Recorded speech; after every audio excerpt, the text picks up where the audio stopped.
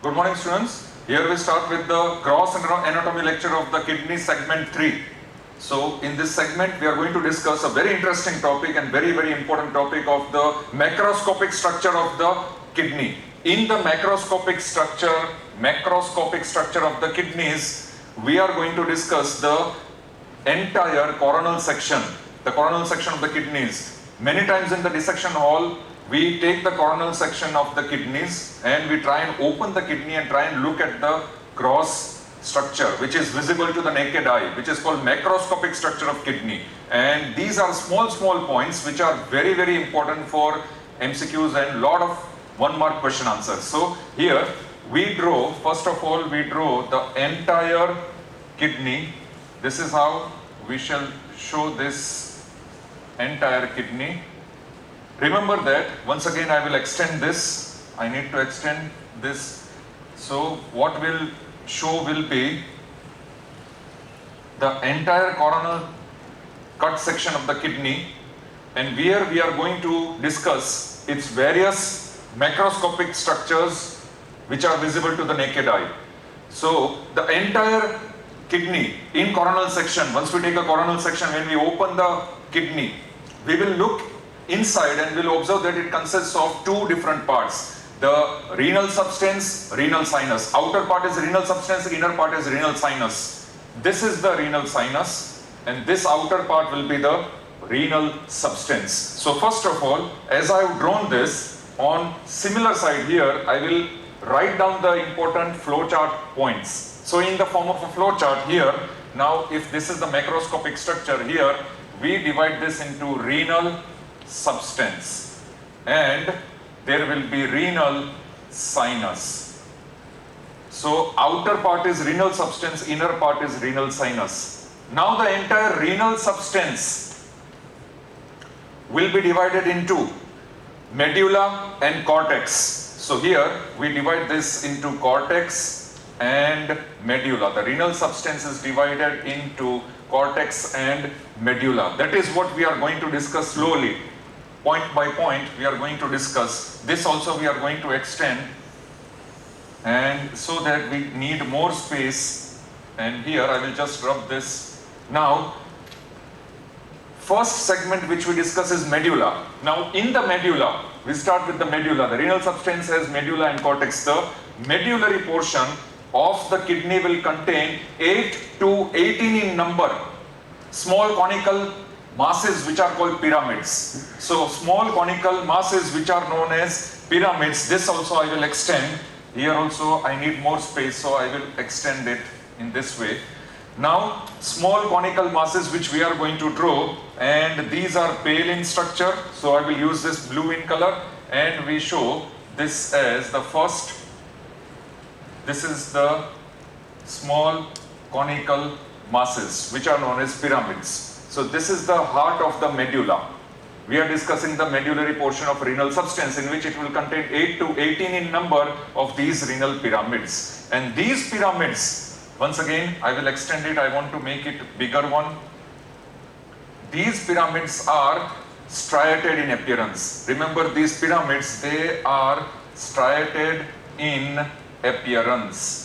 So these are the pyramids, and these pyramids, they are striated in appearance. They are small conical masses and they are striated in appearance. Number is 8 to 18. Now we have drawn 2 pyramids over here. Basically these pyramids, they are having base and apex. Base and apex. The base is directed towards the cortex. Remember, this portion will be the cortex, which we are going to explore afterwards. So base is towards the cortex, and apex of the pyramids, they will be directed towards the renal sinus. So they will be directed towards this portion here, renal sinus, which we are going to explore again later on. And here, this apex of the renal pyramid, one pyramid I am discussing. So the apex of this renal pyramid, which is present or continues with the renal sinus, will be known as renal papilla. So it will be known as renal papilla. So here if I mention this as renal papilla, and multiple, these are renal papillae. So the apex of these pyramids are called renal papillae, where they are continuous with the renal sinus and where they will receive here cup-shaped minor calyces, which again I'm going to discuss later on. So here renal papillae will have the minor calyces.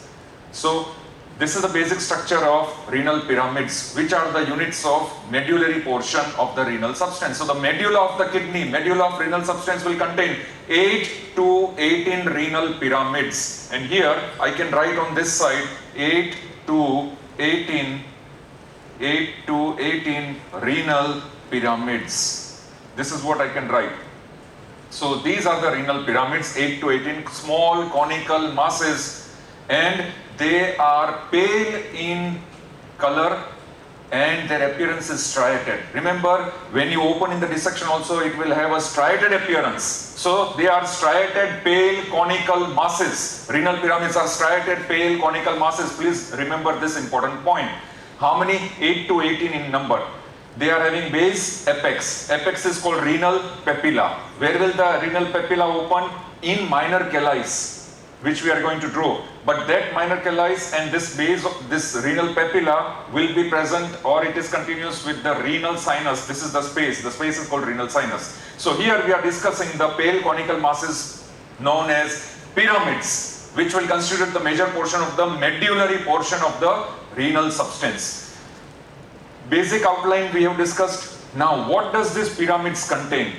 As I told you, these pyramids are striated in appearance. When you see in the gross anatomy cut section, coronal section of the kidneys, when you see with your naked eyes, it will appear striated. Lot of striations will be there in the pyramids, and these striations in the pyramids, for example, if I show this as the striated masses, these are the striations. In this way the striations will be there. These striated pyramids, they will be from the base of pyramid to the apex of the pyramid, from base to the apex. So these striations of pyramids are because of three structures which are present and which will give the appearance as striated appearance of the pyramid. So the striations of pyramids are because of the three underlying structures. What are those three structures which will form the striations of the pyramid? Those three structures we need to draw. So number one, the first structure that will form the striations of the pyramid is because of U-shaped loops of Henle. The U-shaped loops of Henle, here I will just write down, I'll keep on mentioning on this side. I hope this is visible. Okay. The U-shaped loops of Henle with their ascending and descending limbs. This is the first structure which is present, which will give striations, the appearance of striations to the pyramid. U-shaped loops of the Henle present with their ascending and descending limbs. And that structure we need to draw over here. So similarly, we are going to draw that structure in one of the pyramid. I will enlarge this pyramid and I will show that structure in this pyramid over here. So therefore, the U-shaped loops of the Henle with ascending and descending limbs. So here, basically, I will show the nephron. So this is the nephron, and we are going to show the loop. This is the loop, and this loop is going right till the, this loop of the Henle is going right till the apex, that is renal papillae, and then once again it is coming above, and then it will form collecting tubule. It will join the collecting tubule. So here I am going to show this second structure as collecting tubule. This is the collecting tubule. So here also I am going to show this as the collecting tubule. Remember, this loop of Henle will be having ascending and descending limbs. Now, this loop of Henle is one of the reason, with its ascending and descending limbs, is one of the reason why striations are present in the pyramids. That is one. Now remember here that these loops of Henle, there are so many loops of Henles here, but we have shown, because of the sake of clarity, because of the sake of understanding, we have shown only one loop of Henle. And this loop of Henle, through its efferent convoluted tubule, through its distal convoluted tubule, it will open into this collecting tubule. This is a collecting tubule which I have drawn. Collecting tubule with ducts of Bellini.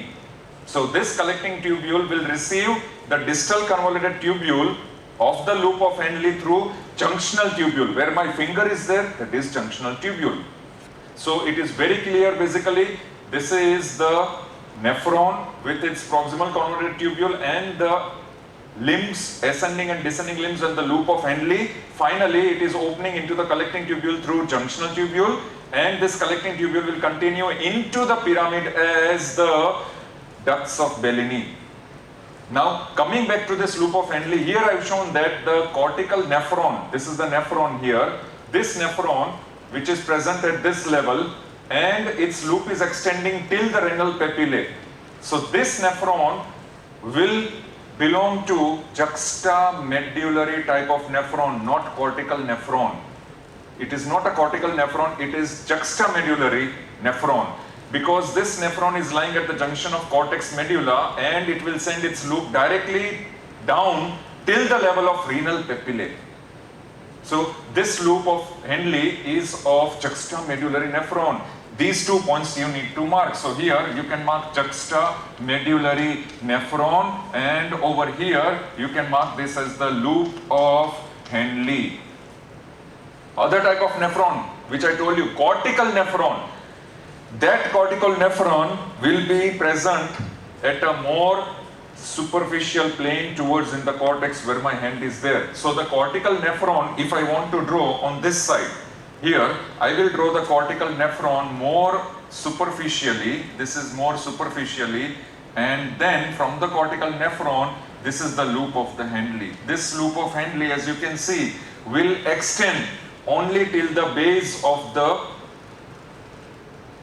pyramid, only till the base of this structure. It will not extend just as juxtamedullary nephron till the renal papillae. It will only extend till the base of this structure, till the base of this pyramid.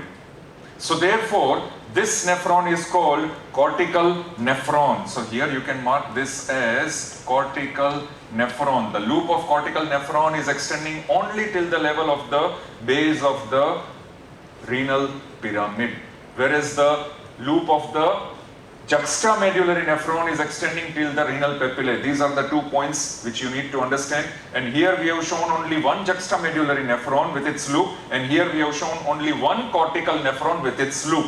These are the differences. Otherwise, there will be so many cortical nephrons and so many juxtamedullary nephrons. Clear? Now, next point.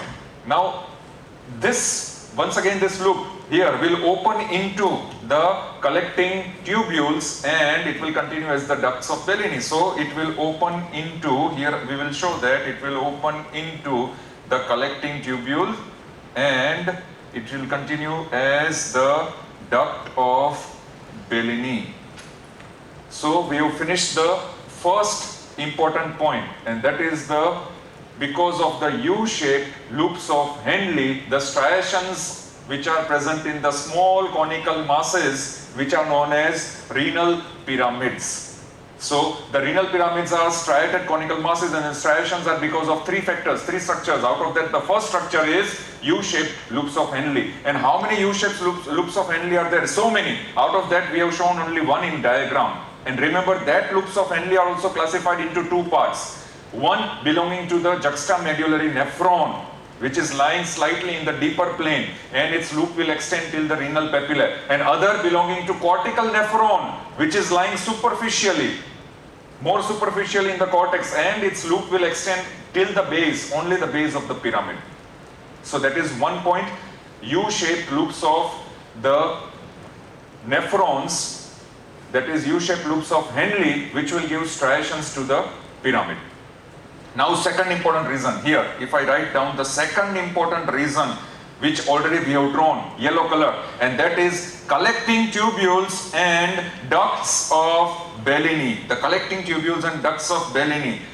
These are the collecting tubules and ducts of Bellini. So many collecting tubules will be present. Here we have shown one collecting tubule which is receiving, one collecting tubule is receiving so many junctional tubules. What are junctional tubules? Where the distal convoluted tubules of the nephrons will open into collecting tubules as junctional tubules. So distal convoluted tubules will open into collecting tubules through junctional tubules, and these collecting ducts will receive so many junctional tubules. So here I can show that there will be, here if I keep on showing, there will be so many collecting tubules which are opening from different nephrons, and all these will be the places where different nephrons are opening into the collecting tubules through junctional tubules. Here also I can show there are so many of the junctional tubules which are opening into collecting tubules. So collecting tubules which will continue from the base till the apex as ducts of Bellini. So here you can mark this as, now here you can mark this as the collecting tubules, and these structures you can mark it as ducts of Bellini.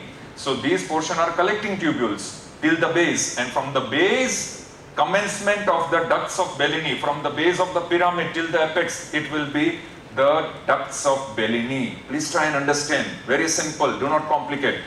So this is the second reason why the pyramids will appear striated in appearance. The second reason, because of collecting tubules and ducts of Bellini. With the help of this line diagram, it is very simple to understand. Now the third reason, here I will write the third reason, the third structure. Because of that third structure, also it is one of the reasons that the pyramids will appear striated in appearance, and that third structure is known as arteriole recti and veni recti. So arteriole recti as well as the veni recti. What are they basically? Very simple to understand. Arteriole recti as well as veni recti, they are the various segments which are coming in the form of vascular segments. For example, here we will show that there is presence of glomerulus. We know that there is presence of glomerulus within the nephron, within the Bowman's capsule, within the renal corpuscle. So this glomerulus is constituted by afferent arteriole and efferent arteriole. From the efferent arteriole, here where my finger is there will be straight vessels which will come down from the efferent arteriole, straight vessels which will come down till the loop of the Henle, and these vessels are called arteriole recti. These are known as arteriole recti. So here I will mark this as arteriole recti. These vessels, straight vessels which are coming from the efferent arterioles down till the loops of the Henle are called arteriole recti. These arteriole recti will then break down into various capillaries at the loops. So they will break down into the various capillaries at the loop, and they will surround the loop of the Henle as they break down into various capillary plexuses. Then from these capillary plexuses, there will be the venous channel which will start. There will be the venous channel which will start upwards, and it will be known as, this venous channel which will start upwards is known as the venae recti. So here we give this and we mark this as the venae recti. And these venae recti will open where? In the arcuate veins. So here if I draw this, here simply we show this as, we keep this as arcuate veins. Later on I will explain it to you. So here we mark this structure as arcuate vein, this much. So the venae recti are opening where? Into the arcuate vein. So therefore the arteriole recti, the venae recti, and these two arteriole and venae recti are the third factors why striations are seen within the renal pyramid. Remember this. And this venae recti, as it drains the blood from this capillary plexus surrounding the loop of the Henle, is draining into arcuate veins which are lying at the base of the pyramids, arcuate veins. So therefore here we have finished the third important point. This is the third important point. The first point why the renal pyramids are showing striations are because of the U-shaped loops of Henle. Second point will be the arteriole recti and the venae recti. arteriolar recti which are derived from the efferent arterioles, and the veni recti which are going up and then they are passing into the arcuate veins. So these structures, where my hand is there over here, these structures, the three structures, loops of Henle, number 2, the collecting tubules and ducts of Bellini, and number 3, the arteriolar recti and the veni recti. These are the reasons why there are a lot of striations seen within the renal pyramids. Please note down, these are important points. These are many times asked in 1 mark question answers. Or this entire kidney, macroscopic appearance of entire kidney is asked as a short note. That is why these 3 points are very important. So these 3 factors, the 3 structures, the 3 points will constitute the striations of the renal pyramids. It should be very clear. So here at this point we end our medullary portion. And here in this flow chart, renal substance we first divided into cortex and medulla. Medulla, we have understood this up till this level, and we end our medulla, the renal pyramids. Discussion on the medulla is over. Now we start with the cortex. Very interesting. This is also very interesting. The cortex here of the renal substance is divided into 2 parts. Renal columns and cortical arches. Renal columns and cortical arches. So first of all, let us mention here in this flow chart, whatever space is left, I will mention this as the renal columns, and here I will mention this as cortical arches. Renal columns, cortical arches. Renal columns, cortical arches. So our cortex here, where my hand is there, is divided into cortical arches and renal columns. First, renal columns. What are renal columns? 1 mark question answers. What are cortical arches? What are renal columns? Very interesting. Renal columns are a part of the cortex of the kidney, which is present in between renal pyramids. So these are renal columns.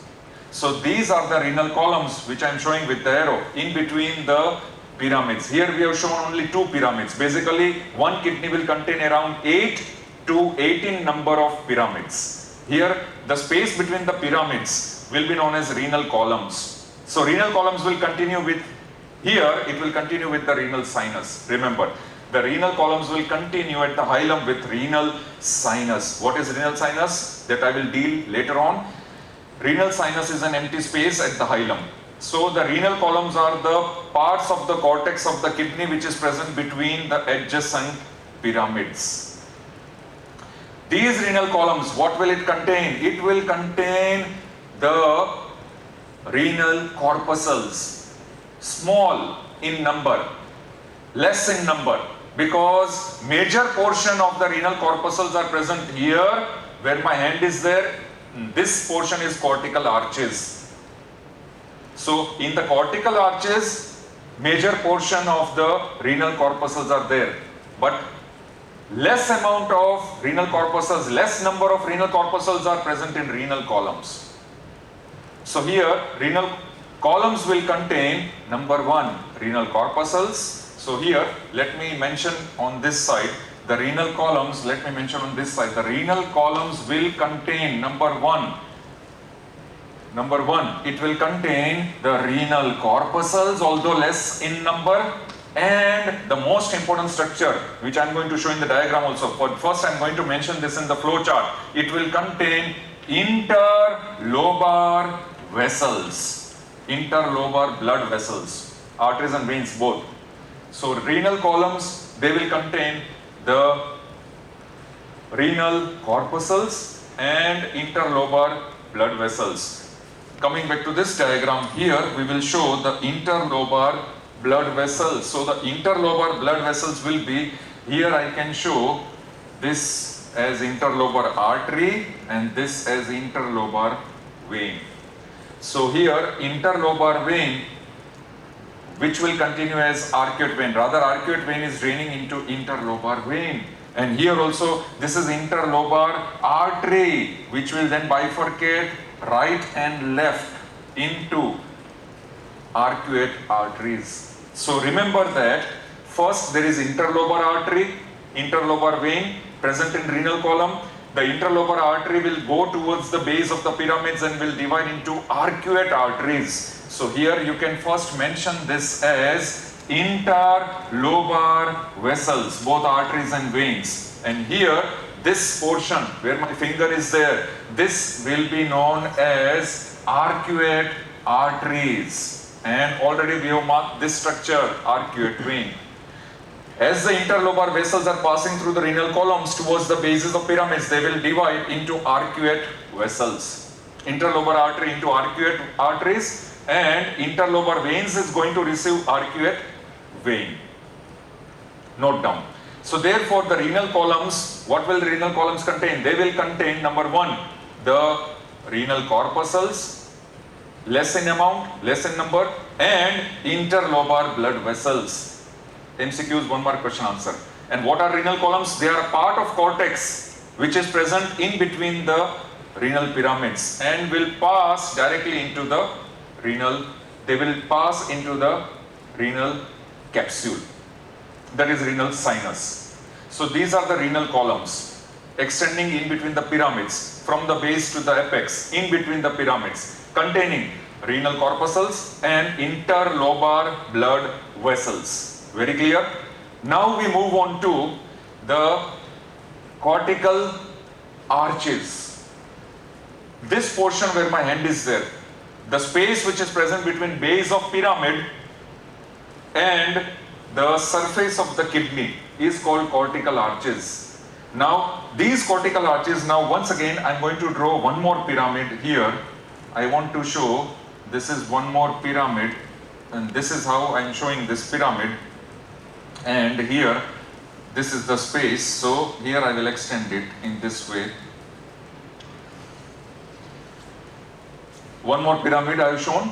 So this space, cortical arches. The space which is present, the space of the cortex which is present between base of pyramid and surface of the kidney is called cortical arches. So the cortical arches, here I will write down, please come on this side, here, the cortical arches. Now, they are the spaces of cortex present between base of pyramid and surface of the kidney with the help of flow chart. First I will note down. The cortical arches will also be divided into two parts. And what are those two parts? These cortical arches will be divided into two parts, such as the medullary rays, which is very important to understand, medullary rays, and spaces in between medullary rays, which I am going to explain.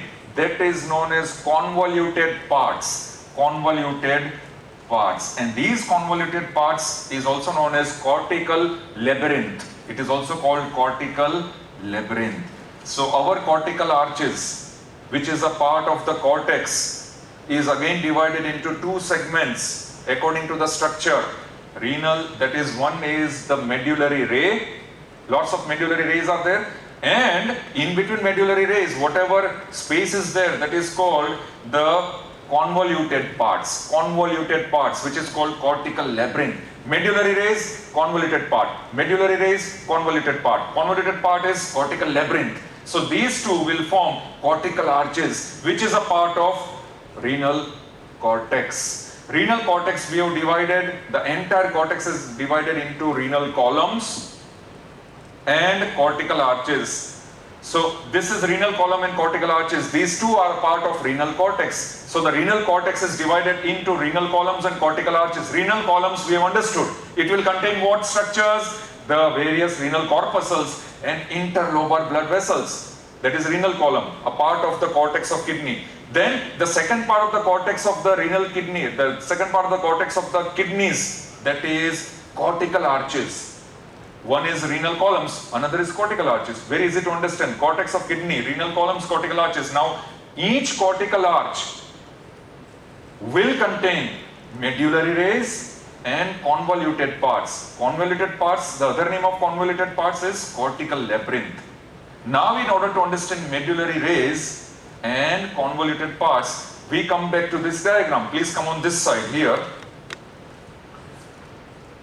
As I told you, the cortical arches is the space which is present between the bases of pyramids and the surface of the kidney. So this entire space between the bases of pyramids and surface of the kidney, this entire space is known as cortical arches.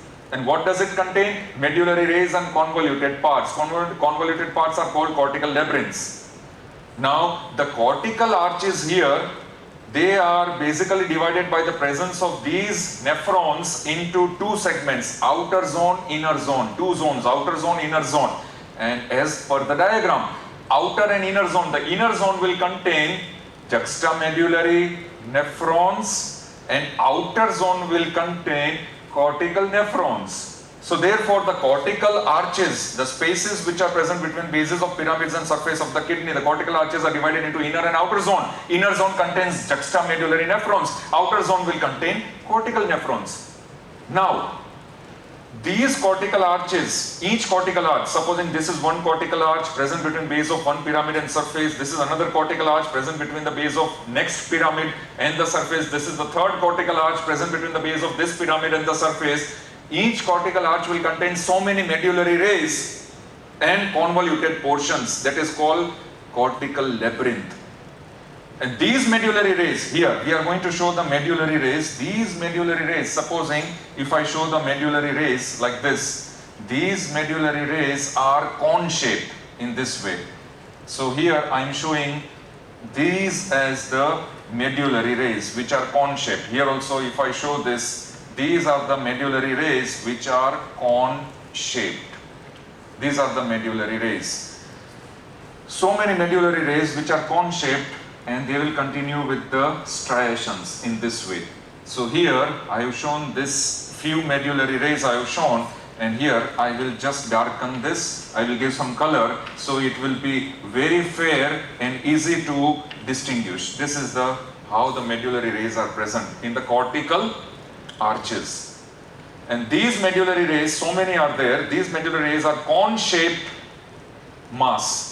And these cone shaped masses are, their apex will be continuous with the surface of the kidney, apex is continuous with the surface of kidney, and the base will be continuous with the striations of the pyramid. The base will be continuous with the striations of the pyramid. Please note down, the base is continuous with the striations of the pyramid.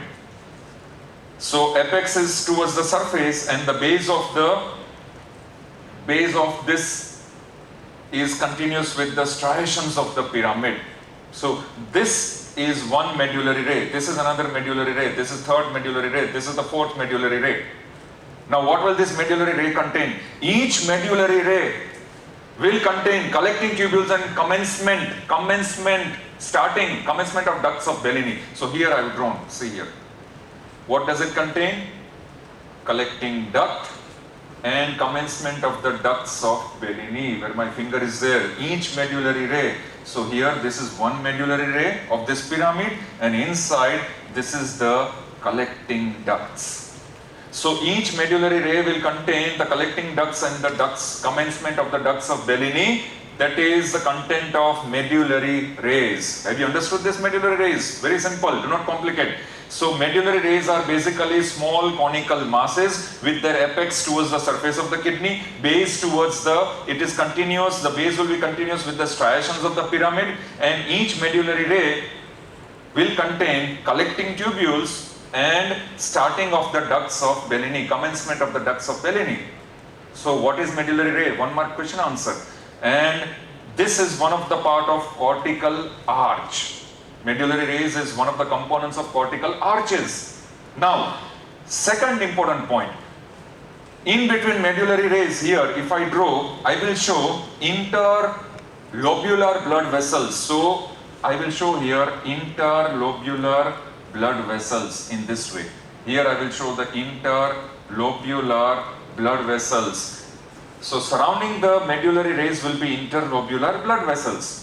Now to join this interlobular blood vessels with the arcuate artery. So here, if this is the arcuate artery, I will join this arcuate artery, and this arcuate artery will branch as interlobular blood vessel. So it is nothing but the arcuate artery will branch as interlobular artery. Here also if I show interlobar artery, this is interlobar artery, then it will pass as arcuate artery, this becomes arcuate artery, it will branch off as arcuate artery. These arcuate arteries will then branch and give, these arcuate arteries will branch and give the interlobular arteries. So very clear, interlobar artery, arcuate artery, and then it's branching into interlobular artery. Be very clear, do not complicate. This, once again I'll mark here, this will become interlobar artery. Now similarly will be the pattern of the venous system, similar pattern, but this is for the sake of understanding. Interlobar artery, this branching will be arcuate artery. Interlobar artery will branch into arcuate, and the arcuate will branch into, this will become interlobular artery. So same way the venous pattern will move, same way the venous pattern is existing. Interlobar vein, arcuate vein, and interlobular vein. So this is the interlobular arteries, which are branches of arcuate arteries. So interlobular arteries are found surrounding the medullary rays. Why this is important is because here one mark question answer is lying. What is renal lobule? The definition of renal lobule is the area of cortical arch which is present in between the two adjacent interlobular artery with the central axis in the form of medullary ray is known as renal lobule. Please note down. So here I can show this area. So this much area is renal lobule, and here I will mark this as renal lobule. This is the renal lobule. This much area is the renal lobule. Once again I'll explain what is renal lobule. It is area of cortical arch which is present between the two interlobular arteries, including its central axis as medullary ray. One medullary ray is central axis. Then that portion becomes renal lobule. So renal lobule is an area of cortical arch present between the two interlobular arteries, present in the central axis as medullary ray, with a medullary ray in its central axis. That much is known as renal lobule. What is renal lobe then? Try and understand. Another question. What is renal lobe? One more question answer. Renal lobe is one entire pyramid with its capped cortex. So the renal pyramid with its cortex which is capping itself, that is this cortical arch present above that renal pyramid. This entire structure is called one lobe, one renal lobe. Once again I'll repeat, renal lobe is one entire pyramid with its cortex which is capping itself. That is the cortical arch, that is the cortex which caps the renal pyramid, is known as the renal lobe. And what is renal lobule? Renal lobule is the part of cortical arch, the area of cortical arch which is present between the two interlobular arteries with a central axis which has one medullary ray. And that much portion is called one renal lobule. Very easy to understand. So here we have finished the medullary rays. Our cortical arches, we had started with cortical arches which consisted of two parts, two segments, medullary rays and second segment which is left. Second is the space between the medullary rays, which consists of convoluted parts. Remember there we had written convoluted parts, that is cortical labyrinth. So what is convoluted part? What is cortical labyrinth? The convoluted part or cortical labyrinth, here I will mention these spaces and I will draw this. Now here, this is the convoluted part or cortical labyrinth. Please show this flow chart.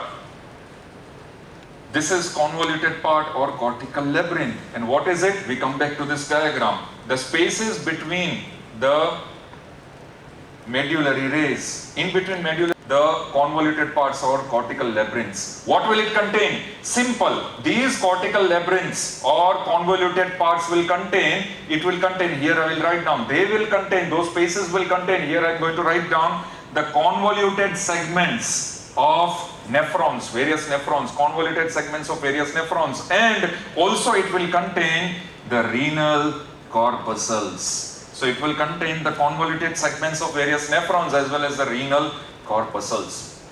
Now coming back to this diagram, here we end our cortex. So we have exclusively understood medulla of the kidney and the cortex of the kidney. Medulla of renal pyramids. Medulla is constituted by renal pyramids, and the details of pyramids we understood. And the cortex basically is divided into two parts, renal columns and cortical arches. And the details of cortical arches as well as renal columns we have understood. The cortical arches are also divided into two parts, medullary rays and convoluted segments or cortical labyrinth. And what each and every structure contains, that is what we have understood.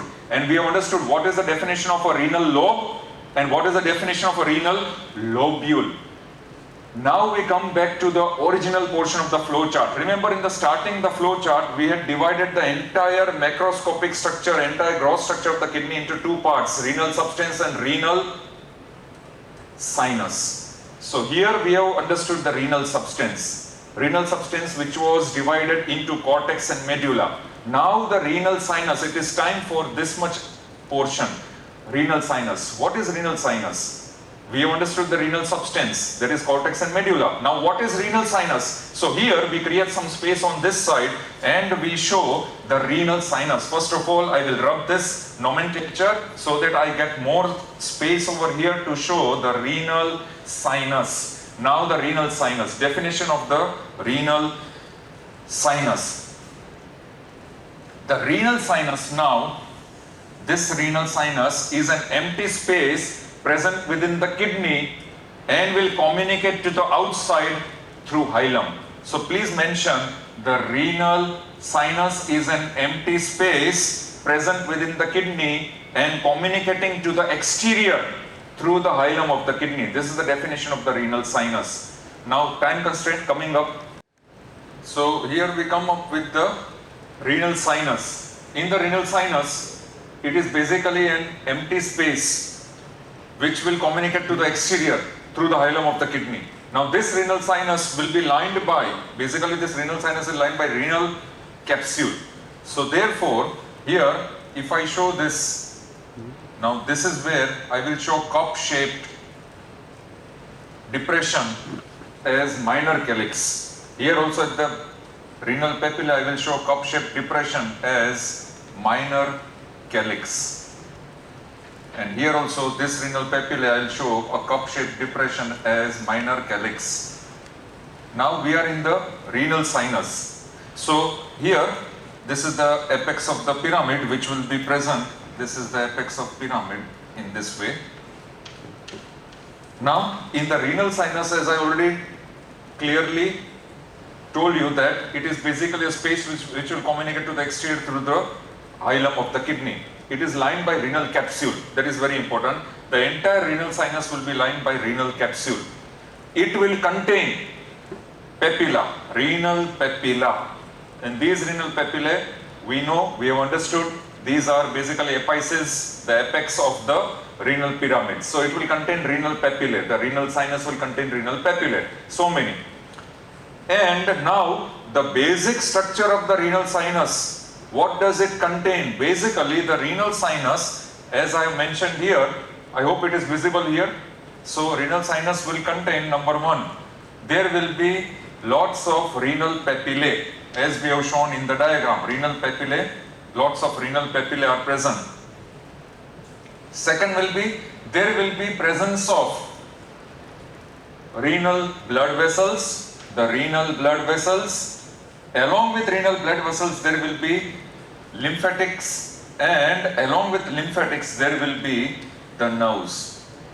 So renal blood vessels with its accompanying lymphatics and nerves will be present as the second content of the renal sinus. There is basically an empty space, renal sinus, which is lined by fibrous capsule.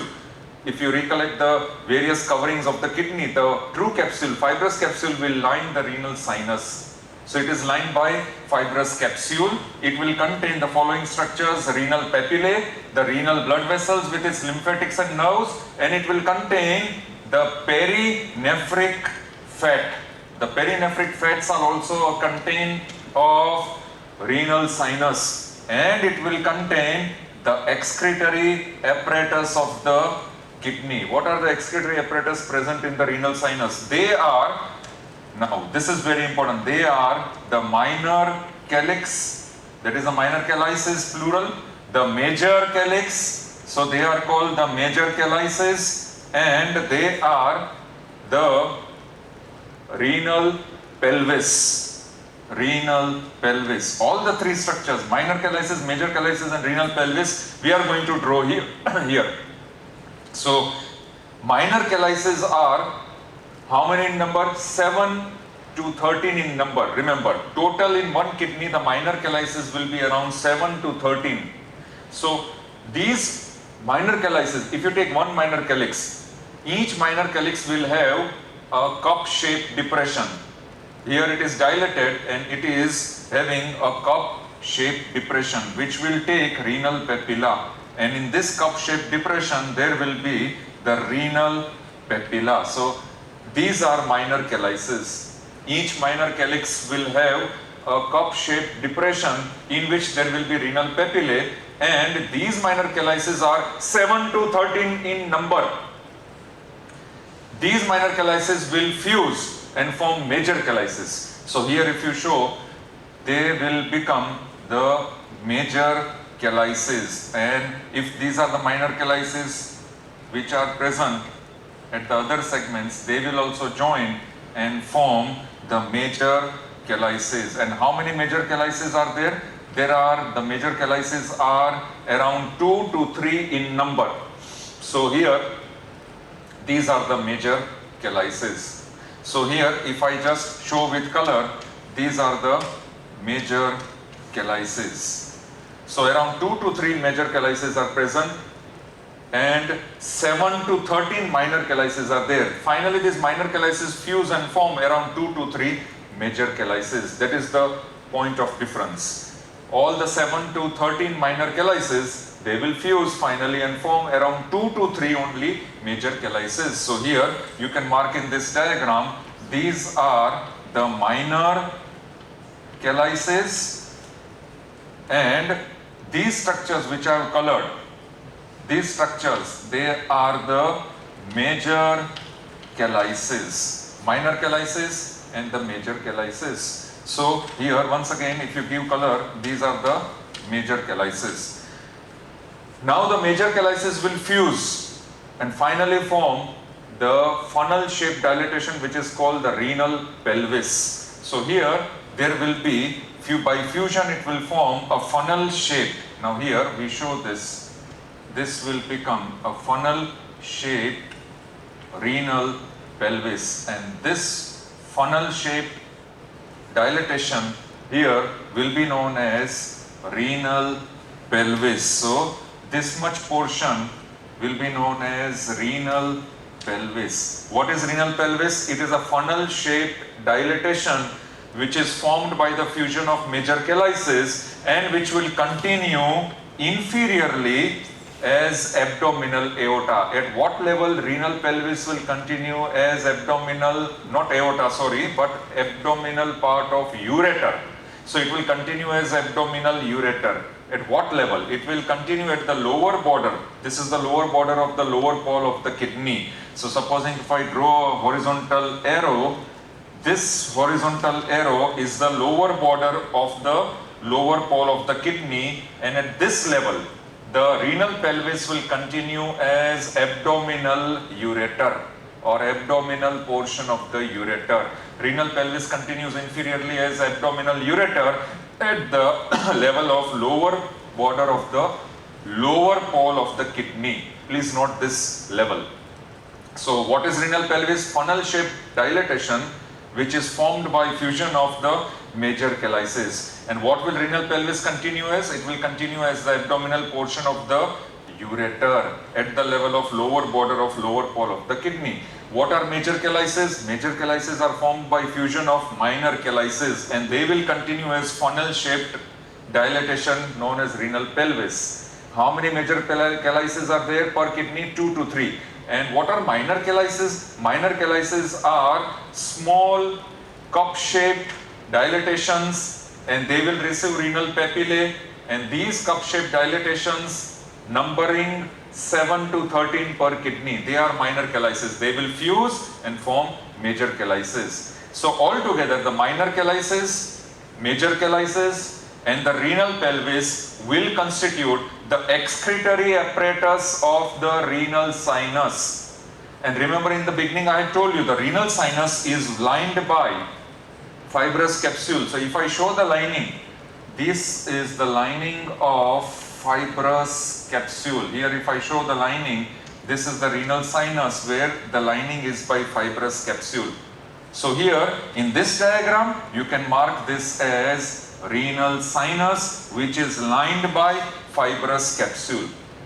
So basically the renal sinus, what are the contents of renal sinus? Since it is an empty space which will communicate the space of the kidney with the exterior through the hilum of the kidney, it will contain renal papillae, it will contain perinephric fat, it will contain renal blood vessels which we have not drawn here, renal blood vessels with lymphatics and nerves, and finally it will contain excretory apparatus of the kidney. And that excretory apparatus of the kidney here in the renal sinus includes three structures within the renal sinus. What is the excretory apparatus in the renal sinus? Three structures: minor calyces, major calyces, renal pelvis. Minor calyces, major calyces, renal pelvis. So all together, the renal papillae, perinephric fat, fibrous capsule lining the renal sinus, the minor calyces, major calyces, renal pelvis, and the renal blood vessels including lymphatics and nerves, they are contents of renal sinus. So this entire space is called the renal sinus. The entire space over here, this will constitute renal sinus. Here we end our macroscopic structure, the gross structure of the coronal section of the kidney. Remember, we had started with the renal substance and then we ended with renal sinus. Basically, it is divided into two main parts: renal substance, renal sinus. Renal substance was divided into cortex and medulla, and the renal sinus, all the structures which we have explained. Here we end our third segment of the gross anatomy of the kidneys. Thank you very much.